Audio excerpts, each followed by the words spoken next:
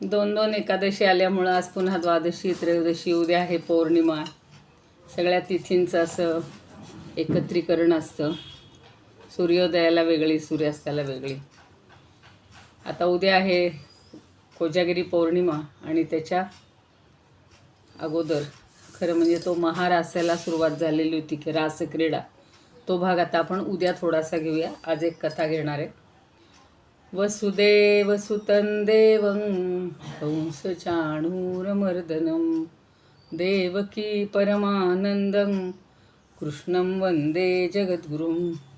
गुरुर्ब्रह्मा गुरुर्विष्णुः गुरुर्देवो महेश्वरः. गुरुः साक्षात् परब्रह्म तस्मै श्रीगुरवे नमः. शान्ताकारं भुजगशयनं पद्मनाभं सुरेशं विश्वाधारं गगनसदृशं मेघवर्णं शुभांगं लक्ष्मीकान्तं कमलनयनं योगिभिर्ध्यानगम्यं वन्दे विष्णुं भवभयहरं सर्वलोकैकनाथं. यं ब्रह्मा वरुणेन्द्ररुद्रमरुतस्तुन्वन्ति दिव्यैस्तवैर्वेदैः साङ्गपदक्रमोपनिषदैर्गायन्ति यं सामगाः. ध्यानावस्थिततद्गतेन मनसा पश्यन्ति यं योगिनो यस्यान्तन्न विदुःसुरासुरगणा. देवाय तस्मै नमः, देवाय तस्मै नमः. सर्व श्रोत्यांना आणि भागवत भक्तांना सादर वंदन. 10 दिवसाच्या विश्रांतीनंतर भगवंताचं चिंतन आपण करणार आहोत. भगवतीच्या सेवेमध्ये चिंतनामध्ये मग्न झालेलो होतो. पुन्हा काल प्रवासात असल्यामुळं आपल्याला घेता आलं नाही. आज आता आपण पुढची कथा आहे सुदर्शन आणि शंखचूड या दोघांचा उद्धार केलेला आहे भगवंतांनी. मध्ये 5 अध्याय हे रासलीला किंवा रासक्रीडा. खरं म्हणजे नवरात्राच्या बरोबर त्या 9 दिवसामध्ये ती रासक्रीडा आपल्यालाही याच्यातली ऐकता आली असती, पण आता त्याला जास्त लक्ष न देता उद्याला फक्त त्याचा एक आढावा घेऊया. कारण बरोबर शरद ऋतूच्या पौर्णिमे दिवशी त्यांनी ती रासक्रीडा सुरू केली होती आणि आपणही मग तेव्हाच त्याचा थोडासा आस्वाद घेऊयात. तत्पूर्वी आता पुढचे जे काही सुदर्शन आणि शंखचूड यांचा उद्धार कसा केला भगवंतांनी. मागच्या वेळेला पाहिलं होतं की नंदबाबांना वरुणलोकी एक राक्षस घेऊन जातो आणि तिथे जाऊन भगवान श्रीकृष्ण ते आल्यानंतर वरुणांनी त्यांचा खूप सत्कार केला आणि सन्मानाने नंदबाबांना परत केलेला आहे. हा भाग पाहिल्यानंतर आता शुकाचार्य परीक्षितांना सांगतायत की एकदा गोपाळ शिवरात्रीच्या उत्सवाच्या वेळी जत्रा पाहण्याच्या कुतूहलानं बैलगाड्यात बसून अंबिका वनात गेले होते. तिकडं तर वन भरपूरच होती आणि तिथे सरस्वती नदीमध्ये स्नान केलं. भगवान शंकराचं आणि भगवती अंबिका देवीचं भक्तिभावानं त्यांनी सगळं पूजा साहित्य आणून पूजन केलं आणि ते त्यांनी आदरपूर्वक गाई, सोने, वस्त्रे, मध आणि मधुर अन्न असं सगळं शंकर आपल्यावर प्रसन्न व्हावेत म्हणून ब्राह्मणांना दान केलं. पूर्वीच्या काळी दानाची जास्त पद्धत होती. आता आपल्याला असं वाटतं की आम्ही किती करतो, पण आम्ही काय करतो, आम्हाला कुठलं तरी नाव आमचं व्हावं, आमचं कुठल्या तरी संस्थेला, कुठल्या तरी सभागृहाला कशाला नाव द्यावं, मग आम्ही दान करतो. तसं नसायचं पूर्वी. तर भगवंताला प्रसन्न करून घेण्यासाठी दान करायचं. मग सगळ्यांना दान दिलेलं आहे. नंद, सुनंद या सगळ्या गोपांनी शिवरात्रीचा उपवास धरलेला होता आणि ते फक्त पाणी पिऊन रात्रीच्या वेळी सरस्वती नदीच्या तीरावर झोपले होते. हे विश्वची माझे घर ज्ञानदेव सांगतात तसं नदीच्या काठावरही त्यांना आनंदात झोप लागलेली होती. आणि तेवढ्यात काय झालं, एक भुकेलेला अजगर दैवयोगानं तिथं आला आणि झोपी गेलेल्या नंदांना गिळायला लागला. म्हणजे नंदांवर दुसरं संकट आलेलं आहे बघा. आणि अजगरानं गिळायला लागताच नंद ओरडायला लागले, बाळा कृष्णा कृष्णा कृष्णा, अरे धाव धाव धाव, पहा पुत्रा, हा अजगर मला गिळून टाकतो आहे. मला तुझाच आधार आहे, मला या संकटातून वाचव. आणि ते नंदांचं बोलणं ऐकून सगळे गोप एकदम उठून उभे राहिले. अजगराच्या तोंडात त्यांना पाहून ते घाबरलेले आहेत आणि त्याच वेळेला पेटलेल्या कोलितांनी त्या अजगराला मारायला लागले. कारण त्यावेळेला बाकी दिवे नसायचे, ते कोलीत पेटवलेलं असायचं. त्यांनी त्यांना मारायला लागले. उजेडासाठी कोलीत होतं, पण त्या कोलितांनी भाजूनसुद्धा अजगरांनी त्यांना सोडलं नाही. इतक्यात भक्तवत्सल भगवान श्रीकृष्ण तिथे पोहोचले. त्यांनी आपल्या चरणानं अजगराला स्पर्श केला आणि भगवंताच्या पवित्र चरणाचा स्पर्श होताच अजगराचं सगळं पाप नष्ट झालं. त्याच क्षणी अजगराचं शरीर सोडून त्यानं एका विद्याधरांनी पूजावं इतकं सुंदर रूप, म्हणजे सुंदर अशा विद्याधरापेक्षा सुद्धा सुंदर असं रूप त्याला प्राप्त झालं. मग तो जो प्राप्त झालेल्या सुंदर रूपाचा तो कसा होता, तर तो अतिशय देदीप्यमान होता. सोन्याचा हार त्यानं घातलेला होता. भगवंतांना प्रणाम करतो, हात जोडून त्यांच्यासमोर म्हणतो. आणि तेव्हा त्यांनी भगवंतांनी विचारलं की अरे तू कोण आहेस? अतिशय सौंदर्यानं झळाळणारा असा तू दिसण्यात तर अद्भुत आहेस, आणि ही केळसवाणी अजगर योनी तुला कशी प्राप्त झाली, का झाली, आणि इच्छेविरुद्ध तुला या योनीत यावं लागलं का? बघा, ही सुद्धा चौकशी त्यांनी त्याची केलेली आहे. आता तो त्या अजगराच्या शरीरातून निघालेला पुरुष सांगतोय की भगवन, मी पूर्वी सुदर्शन नावाचा विद्याधर होतो आणि मी अत्यंत सुंदर तर होतोच, शिवाय माझ्याजवळ संपत्तीही पुष्कळ होती आणि त्यामुळं मी विमानात बसून दशदिशांना जात होतो, फिरत होतो. पण एके दिवशी काय झालं, तर अंगिरा गोत्राच्या कुरूप अशा ऋषींना मी पाहिलं आणि मला माझ्या सौंदर्याचा गर्व झाला आणि मी त्यांना हसलो. बघा, एखाद्याला छद्मीपणानं हसणं हे सुद्धा किती घातक असतं. म्हणून आपली प्रत्येक कृती विचारपूर्वक पाहिजे. आणि मग माझी ती कुचेष्टा मी त्यांची केल्यामुळं त्यांनी रागवून मला शाप दिला आणि तू अजगर योनीत जाशील, आणि हे माझ्या पापाचं फळ होतं. एखाद्याला असं कुत्सितपणानं हसू नये, त्याची थट्टा करू नये, हे या गोष्टीतनं आपल्याला कळतं. आता आपल्याला माहिती आहे का, आपण जर अशा कित्येक जणांच्या चेष्टा करत असतो, मग पुढे आपल्याला काय होणार आहे, कुठला जन्म येणार, असा जर अजगराचा वगैरे जन्म आला तर आपल्याला किती वाईट वाटेल. आणि मग ते म्हणतात की माझ्यावर कृपा करण्यासाठीच त्या कृपाळू ऋषींनी मला शाप दिला होता, कारण त्या शापामुळंच आज चराचराचे गुरु असणारे आपण, आपल्या चरणाचा स्पर्श मला आज त्यामुळं झालेला आहे आणि माझं सगळं पाप निःशेष पूर्णपणे नष्ट झालं. आणि सर्व पापांचा नाश करणाऱ्या हे प्रभो, लोक जन्ममृत्यू संसाराला भिवून आपल्या चरणांना स्पर्श करतात, चरणाला शरण जातात. त्यांना आपण भयापासून मुक्त करता. आपल्या चरणस्पर्शाने मी आता शापातून मुक्त झालो आणि आता आपल्या लोकी जाण्यासाठी मला निरोप द्या. मी तुमचा निरोप घेतो. आणि त्याला परत तो म्हणतो की प्रपन्नोस्मी महायोगीन महापुरुष सत्पते अनुजाही हिमान देव सर्वलोक महेश्वर लोकलोकेश्वर.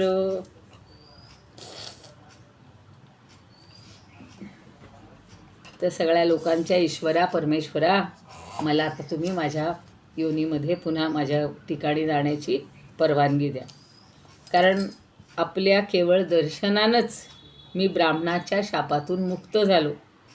जो मनुष्य आपल्या नामांचं उच्चारण करतो तो स्वतःला आणि सर्व श्रोत्यांनासुद्धा ताबडतोब पवित्र करतो. मग आपल्या चरणांचा स्पर्श साक्षात झालेल्या माझ्याबद्दल तर काय सांगावं, मी किती भाग्यवान आहे. मग त्या सुदर्शनानं, त्याचं नाव सुदर्शन आहे बघा, त्यानं श्रीकृष्णांना प्रदक्षिणा घातली, नमस्कार केला आणि आज्ञा घेऊन तो स्वर्गात गेला सुद्धा. आणि नंदांनाही या संकटातून सोडवलं. नाही तर नंदांना गिळून टाकलं असतं, काय केलं असतं. आता व्रजवासियांनी हा श्रीकृष्णाचा अद्भुत परप्रभाव पाहिला तेव्हा पुन्हा ते आश्चर्यचकित झाले आणि त्या क्षेत्रातील सगळे धार्मिक विधी पूर्ण करून आदरपूर्वक श्रीकृष्णांच्या लीलेविषयी बोलत राहिले. परत व्रजामध्ये परत आले ते.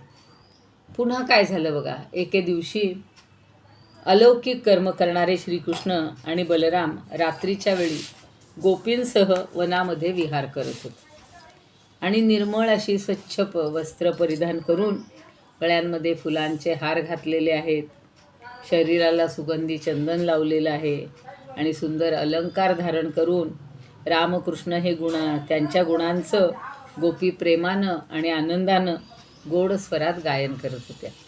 मी म्हणलं तसं याच्या आधीचा जो रासक्रीडेचा भाग आहे खूप जणांनी ऐकला असेल, आपण सुद्धा म्हणतो रचिला रास गोपानी, ते उद्या बघूया. आता तर तिन्ही सांची वेळ झालेली होती.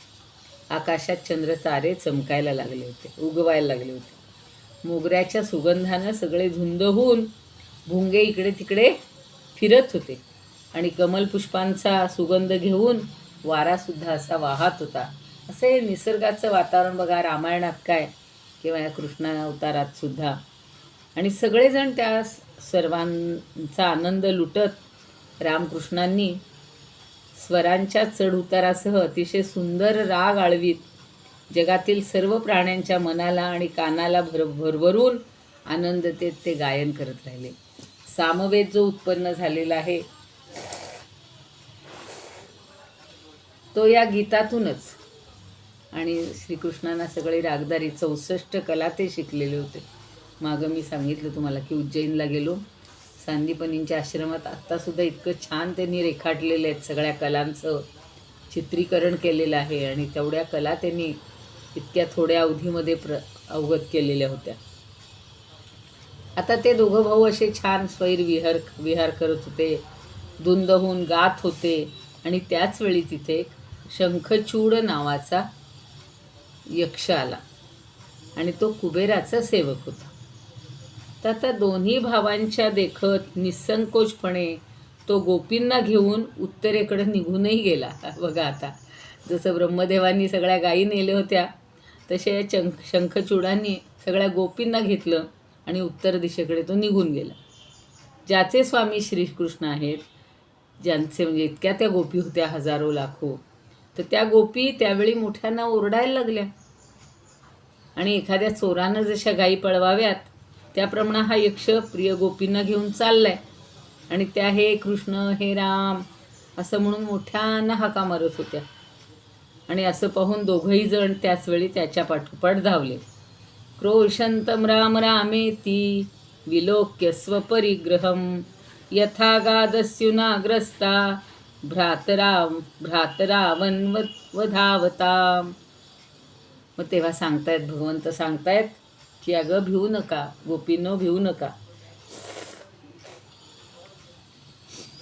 हातामध्ये त्यांनी सागवानाची झाडं घेतली आणि अतिशय वेगानं एका क्षणात ते त्या नीच यक्षाजवळ पोचलेले आहेत.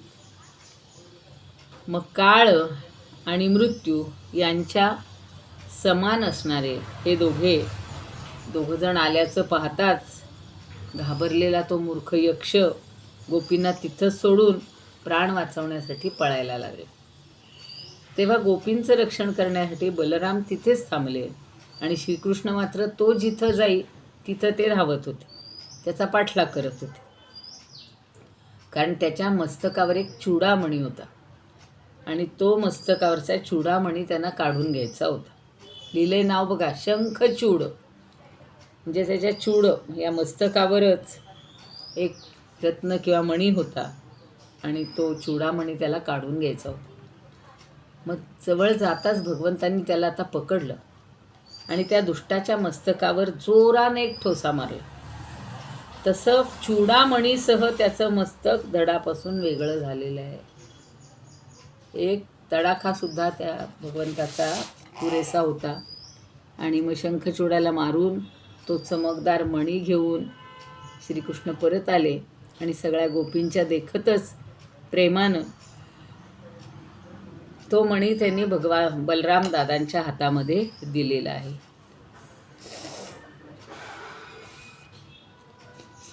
अशी हळूहळू हळूहळू एक एक त्यांची पराक्रमाची कृत्य, त्यांची सगळी अद्भुत चरित्र ही आपल्याला पाहायला मिळत आहेत, ऐकायला मिळत आहेत. आतासुद्धा पुढं त्यांचं एक युगलगीत आहे, म्हणजे सगळ्यांनी मिळून रासक्रीडेच्या नंतर छान गीत म्हटलेलं आहे आणि त्या गीतामध्ये सगळे धुंद झालेले आहेत. असा पुढचा भाग आहे. श्रीकृष्ण जेव्हा वनात जातात तेव्हा गोपींचं चित्तसुद्धा त्यांच्यावरच जात असायचं आणि श्रीकृष्णाच्या लीलांचं गायन करीत ते आपले दिवस कष्टानं घालवायच्या. तर त्या सांगतात, एकमेकींना म्हणतात की सख्यानो, श्रीकृष्ण जेव्हा म्हणजे आपला डावा गाल डाव्या हाताच्या बाजूकडे वळवून भुवया नाचवीत बासरी तोंडाला लावून आपली सुकुमार बोटं त्याच्या छिद्रांवर फिरवून मधुर तान घेतात, छेडतात, तेव्हा आकाशात पतींसह विमानात बसून आलेल्या सगळ्या सिद्ध पत्न्यासुद्धा ती तान ऐकून आश्चर्यचकित होतात. हे जे त्यांचं गीत आहे युगलगीत, त्याबद्दलचं आता वर्णन चाललेलं आहे. आणि नंतर त्यांचं जे चित्त आहे त्या सगळ्या गोपींचं चित्त आणि त्या सिद्ध स्त्रियांचं कामबाणाने विद्ध होतं. म्हणजे त्या अत्यंत व्याकुळ होतात. त्यामुळं लज्जित झालेल्या त्या पाहता पाहता बेभान होतात आणि त्यांना कशाची शुद्ध राहत नाही. आणि त्या म्हणतात की ह्या कृष्णाचा विरह आम्ही कसा काय सहन करावा. आता नंदनवनातून देवांच्या इथून या सगळ्या सिद्ध पत्न्या त्यांची अवस्था अशी झालेली आहे. आणि हा नंदन म्हणजे श्रीकृष्ण दुःखितांनासुद्धा आनंद देणारा, जेव्हा वेणू वाजवत असतो तेव्हा त्याचं हास्य त्याच्या छातीवर उडणारा हार बनतो आणि चंचल लक्ष्मी तिथं स्तब्ध होऊन राहते. त्या वेणू कुणीतरी काल सांगत होतं वेणूगीताचं, मला माहिती नाही ते कुठलं ऐकतायत. तर त्या वेणूवादनानं चित्त आकर्षित झालेले सगळे व्रजातील बैल, गायी, हरिण यांचे कळपसुद्धा ते मुग्ध होऊन जातात. हंत चित्रमबला शृणुतेदम हार हास उरसी स्थिर विद्युत स्यंदन नंद सुनूरय मार्तजनानां नर्मदो यर्हि कुजित वेणू. नर्म म्हणजे हास्य विनोद करत ते सगळे असे मजा करत असतात. दातांनी चावत असलेला गवताचा घाससुद्धा हे गायी आणि हरणांच्या तोंडात राहत नाही, इतके ते धुंद होऊन जातात. आणि आपले कान टवकारून असे उभे राहतात की जणू काही ते झोपी तरी गेले आहेत किंवा भिंतीवर काढलेली चित्र आहेत असे मंत्रमुग्ध होत. अशी सगळी वर्णनं या युगलगीताची सुद्धा छान केलेली आहेत. आता नंदलाल काय करतात तर मस्तकावर मोरपंखाचा मुकुट घालून रंगीत धातूंनी शरीर रंगवतात, पानांनी असं सजवून घेतात की एखादा पहिलवान असावा. आणि नंतर जेव्हा बलराम गोपाळांसह बासरी वाजवत गायींना साथ घालतात त्यावेळी त्या नादानं नद्यांचं वाहणं थांबतं. त्यांना असं वाटतं की श्रीकृष्णाच्या चरणाची धूळ वाऱ्यानं उडवून आपल्याकडं आणावी आणि त्यासुद्धा आमच्यासारख्याच अभागिनी आहेत. जसं श्रीकृष्णाला आलिंगन देतेवेळी आमचे हात थरथरतात हे सगळं गोपी म्हणतात, नंतर जड होतात, त्याप्रमाणे त्या नद्यासुद्धा तरंगरूप हात प्रेमानं वर उचलू पाहतात आणि पुन्हा पुन्हा असहाय्य होऊन स्थिर राहतात. आणि गोपाळ त्यांच्या लीलांचं गायन करीत असतात. आदिपुरुषासारखं स्थिर संपन्न असे श्रीकृष्ण जेव्हा वृंदावनामध्ये विहार करत असायचे त्यावेळेला बासरी वाजवून पर्वतावर चरणाऱ्या गायींना त्यांच्या नादांनी साद घालतात. गायीसुद्धा मंत्रमुग्ध होऊन जातात.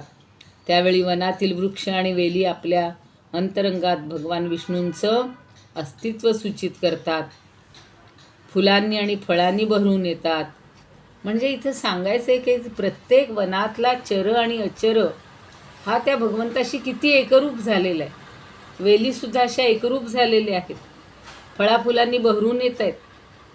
त्यांच्या भारानं फांद्या वाकून जमिनीवर टेकतात आणि प्रेमानं त्यांचा रोम प्रफुल्लित होतो आणि मधाच्या धारांचा वर्षाव करू लागतात. सगळे वृक्ष म्हणजे इतके त्याच्यामध्ये जसं आपण म्हणतो ना प्रेमानं एखाद्या प्रेमाचा वर्षाव होणं, तशी इथं अवस्था झालेली. आणि सुंदर सुंदर मोहनांनी म्हणजे स्त्रियांनी कपाळावर केशरी गंधाचा टिळा लावलेला आहे, गळ्यामध्ये वनमाळा घातलेली आहेत आणि तुळशीचा दिव्य हार, मधुरगंध मध यांनी धुंद होऊन भुंग्यांच्या झुंडीच्या झुंडी तिथे गुंजारव करत असतात आणि त्या गुणगुणण्याचा आदर करत त्यांच्या स्वरात स्वर मिळवून जेव्हा भगवान आपली बासरी वाजवू लागतात त्यावेळेला ते मधुर संगीत ऐकत सरोवरात राहणारे सारस हंस या पक्ष्यांचं चित्तसुद्धा मोहून जातं आणि ते श्यामसुंदराजवळ येऊन बसतात. असं चित्र डोळ्यासमोर दिसतंय बघा. सगळीकडे हिरवगार आहे, फळं फुलं लहडलेली आहेत, सगळे वृक्ष असे प्रेमाचा वर्षाव करतायत, मधाचा वर्षाव करतायत आणि श्यामसुंदर त्या ठिकाणी बासरी वादन करत आहेत. आणि डोळे मिटून गुपचूप चित्त एकाग्र करून हे सगळे वृक्ष आणि हे पक्षी पशु हे सगळे त्याचं गीत ऐकत असतात, संगीत ऐकत असतात.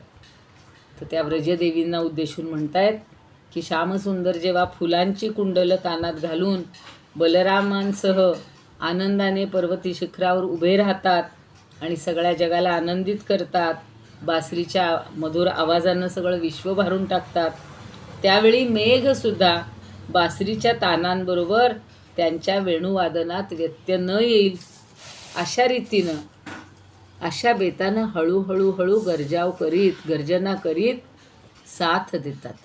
म्हणजे त्यांच्या वेणुगीताला मेघांची सुद्धा साथ मिळते.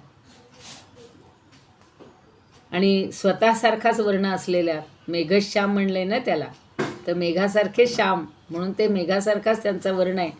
म्हणून ते घनश्यामांना ऊन लागू नये म्हणून मस्तकावर सावली धरतात. किती म्हणजे हे जे प्रेम आहे, हे प्रेम कशा प्रकारे कोण व्यक्त करतं. आता ह्या काही गोष्टी नाही आहेत, आपल्याला फक्त कथा असं अपेक्षित आहे. पण इथं मला हा मधला भागही चांगला वाटला. उद्या महाराससुद्धा आपण थोडी पाहणार आहोत. आणि मग बारीक तुषारांच्या रूपानं जणू दिव्य पुष्पांचा वर्षाव करतायत सगळे. म्हणजे हे मेघ काय करतात तर त्याला ऊन लागू नये म्हणून सावली धरतात, त्याचं छत्र होतात आणि बारीक बारीक तुषारांच्या रूपानं त्याच्यावर दिव्य पुष्पांचा वर्षाव करतात. आता यशोदा मातेला म्हणतात की हे यशोदे माते, तुझा पुत्र गोपाळांबरोबर खेळ खेळण्यात निपुण आहे, तसेच अनेक प्रकारची म्हणजे प्रकारानं बासरी वाजवणं ते स्वतः शिकलेले आहेत. जेव्हा तोंडल्यासारख्या लाल ओठांवर ते बासरी ठेवून अनेक रागरागिणी वाजवू लागतात, त्यावेळी ते ऐकून ब्रह्मदेव, शंकर, इंद्र, सर्वज्ञ असणारे मोठमोठाले देवसुद्धा रागरागिणी ओळखू शकत नाहीत. केवढं त्यांचं प्रभुत्व होतं बघा सगळ्या 64 कलांवर. आणि सगळेजण इतके मोहित होतात की त्यांचं चित्त हे वेणुवादनात तल्लीन होऊन जातं आणि मस्तक नम्र होतं आणि ते आपली शुद्ध हरवून बसतात. बघा किती छान वर्णन केलेलं आहे. सवन शस्तदुपधार्य सुरेशा शक्र शर्व परमेष्ठी पुरयोगा कवय आनत कंधचरचिताः कश्मलं ययुरनिश्चित तत्वाः. त्यांची सगळी शुद्ध हरवली जाते आणि मस्तक नम्र होते आणि आपली शुद्धसुद्धा हरवून ते जातात आणि त्यांचं चित्त त्या वेणुवादनामध्ये अगदी तल्लीन होतं. आता ज्यांच्या तळवांवर बघा अशी चिन्ह असतात, ध्वज, वज्र, कमळ, अंकुश अशी सुंदर चिन्ह ज्यांच्या हातावर आहेत, तळव्यावर आहेत, अशा आपल्या चरणकमलांनी ते गायीच्या खुरांनी खोदलेल्या व्रजभूमीचं दुःख नाहीसं करतात. जन्माला येताना ही सगळी ध्वज, वज्रांकुश ही चिन्ह ते घेऊन आलेले आहेत. ते अलौकिक आहेत आणि सगळ्यांना प्रेम देत आहेत, सगळ्यांना आनंद देत आहेत. गजराजाप्रमाणे चालत जेव्हा ते बासरी वाजवतात तेव्हा तो बासरीचा आवाज, मोहक चालणं, त्यांचं ते विलासपूर्ण पाहणं म्हणतात आमच्या हृदयातसुद्धा प्रेमभाव वाढवतात. आणि आम्ही त्यावेळी इतक्या मोहित होऊन जातो, सगळ्या गोपिका म्हणतात की झाडांसारखी आमची स्थिती होते, आम्ही तटस्थ होतो.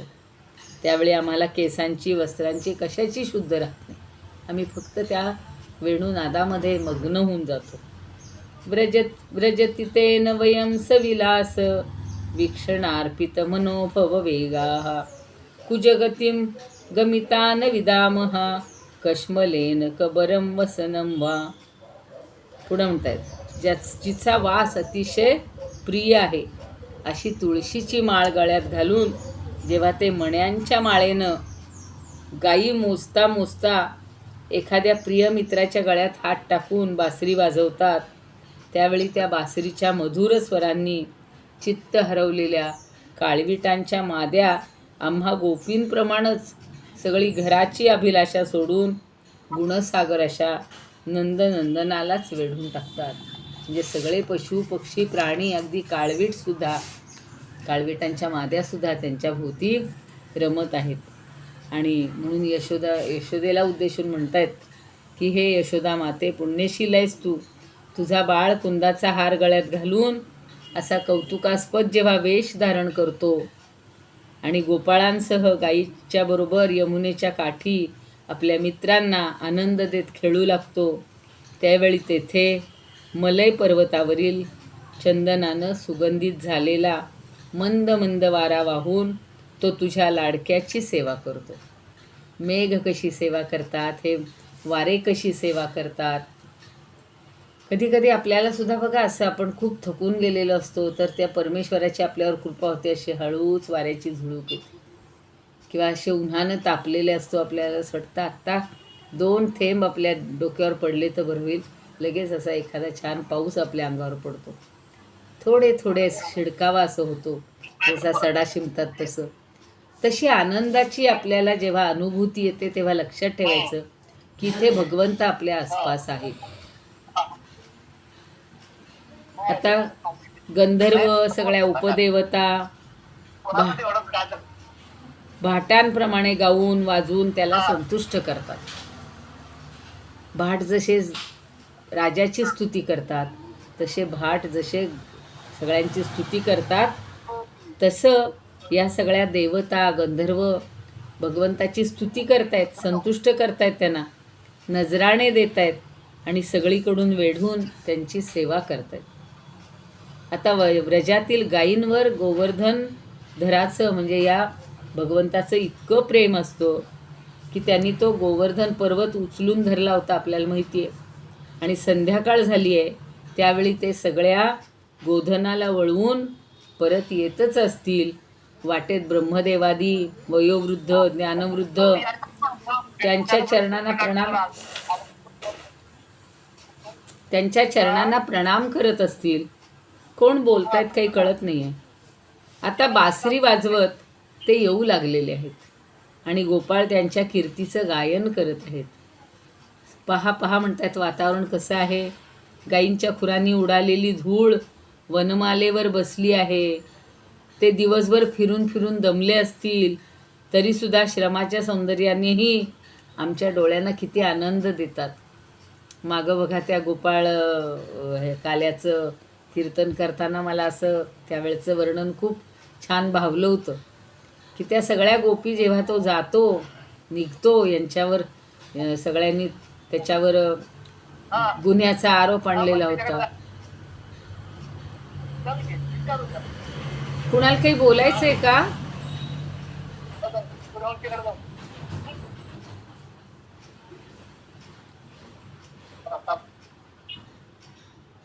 तर श्रमाच्या सौंदर्यानं सुद्धा त्यांच्या डोळ्यांना किती आनंद मिळतो. म्हणजे आपल्याला एखाद वेळेला कष्ट झाले पण भगवंताची आपल्यावर कृपा झाली तर जो आनंद मिळतो तो या ठिकाणी सांगितलेला आहे की हे इतके दिवसभर दमून ते श्रमलेले असतात, पण दमण्यातलं सुद्धा सौंदर्य वेगळं असतं.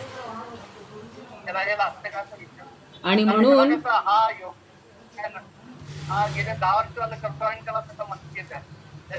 दादा आवाज बंद करा ना तुमचा. सांगणार नाही पण काय तर दुसरी सुद्धा पद्धत असू शकते ना, आपल्याला माहित नाही. आपण आता थोडंसं थांबूया का? मग थोडंच राहिलेलं आहे. आता त्या एकमेकींना सांगतायत की बघ त्या भगवंताचे सुंदर डोळे इकडे तिकडे आपल्याला पाहतायत, गळ्यात त्यांच्या वनमाला डोलत आहे, सोन्याच्या कुंडलांच्या कांतीनं त्यांचे कोमल गाल शोभिवंत दिसत आहेत, पिकलेल्या बोराप्रमाणे मुखकमल पिवळसर दिसत आहे. आणि आपल्या बांधवांना हा इष्टमित्रांना मान देणारे श्रीकृष्ण आपल्या गजराजासारख्या डौलदार चालीनं संध्याकाळच्या वेळी व्रजातच असलेल्या गायींचा आणि आमचा दिवसभराचा शीण घालवत आहेत. विरह ताप नाहीसा करतायत आणि आता जवळजवळ येत आहेत असं सगळं शुकाचार्य सांगतात. आणि कृष्णमय झालेल्या भाग्यवान गोपी जेव्हा श्रीकृष्ण दिवसा वनात जायचा आणि सतत त्यांचंच चिंतन करत बसायच्या आणि त्याच्या लीलांचं हे गायन करत असायच्या, त्याच्यामध्ये रममाण व्हायच्या. असा हा युगलगीताचा एक भाग त्याच्यामध्ये आलेला आहे.